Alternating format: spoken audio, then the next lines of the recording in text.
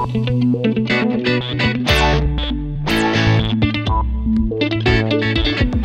ba talagang sadya niyo sa akin? Narinig namin ang sinabi mo sa korte. At alam namin na hindi ka nagsasabi ng totoo. Anong ibig niyo sabihin? Alam mo na ibig namin sabihin sa'yo, Jackie. Alam mo yun. Mahabag ka naman sa kanya. Huwag mo nang pagtakpan si Banjo. Jackie, mga kolahiyala na tayo. Hindi na tayo mga musmos. Ang pinag-uusapan dito, isang malaking krimen. Malaking kaparusahan ang may papataw kay Michael kung sakasakali. At pwedeng habang buhay na pagkakabilanggo. Kung siyang may kasalanan, walang problema. Tatanggapin ko ng maluwag yung kaparusahan sa kanya. Kaso nga hindi. Jackie, maawa ka naman. Magsabi ka naman ng totoo sa korte. Sumusumpa ka ba na magsasabi ng katotohanan, buong katotohanan at pawang katotohanan lamang? Opo. Ano ang pangalan mo? Benjamin Sanchez po, in short, Tisoy. Anong trabaho mo sa MTC? Security guard po. Panggabi. Nung Sabado ng gabi, Nobyembre 7, nasaan ka? Duty po ako. Tinawag po ako ni Professor Talbo. Meron daw po siyang narinig na ingay sa kwarto. Nang nasa pinto na po kami ng Dean's office, may narinig kaming mga tao sa loob ng kwarto. Anong ginawa ninyo nung malaman ninyo na may tao sa loob ng Dean's office? Binuksan po namin ang pinto at binunot ko po ang aking baril. Pagkatapos, anong nangyari nung bunutin mo ngayong baril? May biglang umagaw sa aking baril at hindi ko po binitawan. Sa aming paggagawan, nakuha niya ang aking baril at ipinutok at nasisiguro ko po na yun ang tumama at nakapatay kay Professor Talbo. Nakikilala mo ba kung sinong umagaw ng iyong baril? Opo. Narito ba siya sa silid na ito? Opo. Maaari mo bang ituro at sabihin ang kanyang pangalan? Siya po, si Banjo Escudero at hindi si Michael. Hindi totoo yun! Sinungaling ka! Wala ako sa Dean's office nung mangyari yun! Nakilatsaki ako nung araw na yun! Sinungaling ka! Hindi po totoo ang sinasabi niya. Nagsinungaling po ako. Wala po siya sa bahay namin nung mangyaring krimen. Nanganganib ang kalagayan ko, Jackie. Gusto ko, tumistigo ka. Nandito ako kanina. Hindi ko magagawa yun, Banjo. That's perjury. Sa ayaw at sa gusto mo, gagawin mo! Banjo! Pinabantaan niyo po kami na papating kami ng kapatid ko kapag hindi namin sinabi na nanggaling siya sa amin.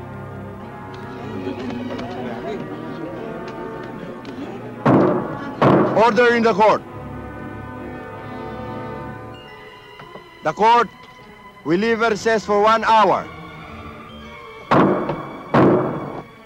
Pagkaraan ng masusing pagsusuri laban sa dalawang nasasakdal, ibinababa na ng hukumang ito ang desisyon. Sa ngalan ng kapangyarihang ginawad sa akin ng hukumang ito, idinideklara ko na si Michael Lakimata ay pinawawalan sala.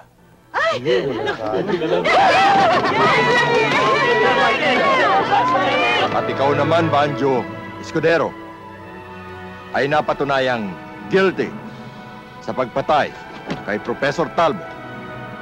Kaya, pinapatawan ka ng hukumang ito ng kaparusahang reklusyon.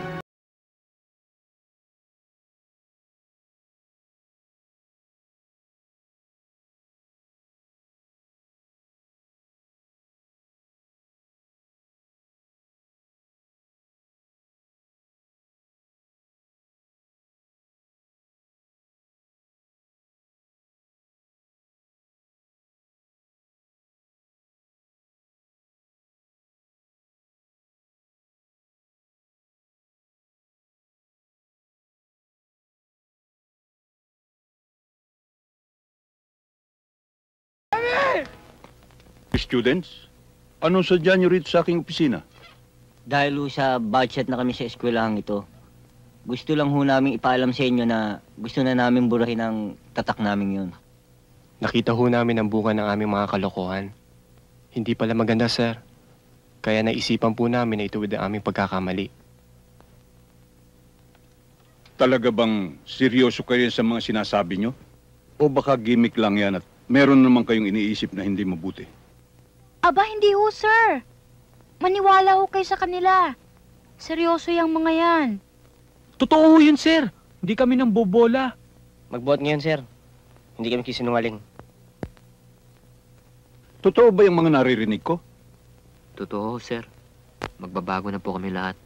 At sa kaso po namin, magpapakatino na